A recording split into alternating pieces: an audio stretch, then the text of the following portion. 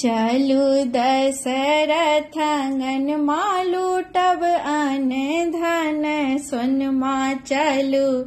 दशरथ अंगनमा लूटब अन धन सोनमा अन धन सोनमा हे अन धन सोनमा अन धन सोनमा हे अन धन सोनमा लेब बधैया में कंगनमा लूटब अन धन सोनमा लेब बधैया में कंगनमा लूटब अन धन सोनमा अन धन चाही कंगनमा रानी के कहब खेलाब दिललनमा अन धन चाही कंगनमा रानी के कहब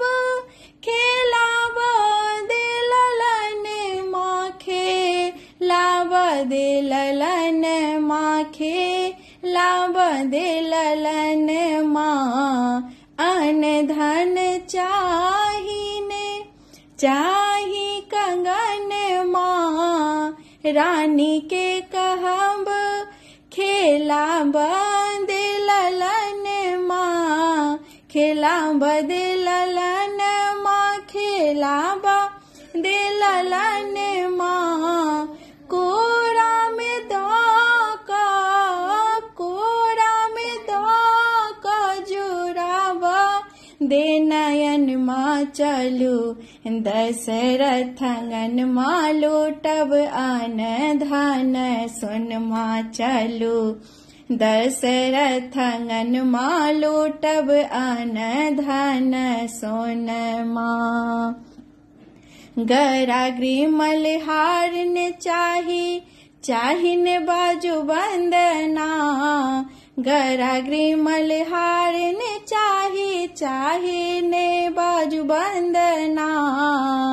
चाही ने पटोर ने चाही कोनो गहना गराग्री मलिहार ने चाही ने बाजू बंदना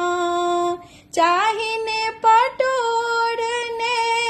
चाही कोनो गहना चाही ने गहना ने चाही कोनो गहना गराग्री मलिहार ने चाही ने बाजू बंदना चाही ने पटोर ने चाही कोनो गहना ने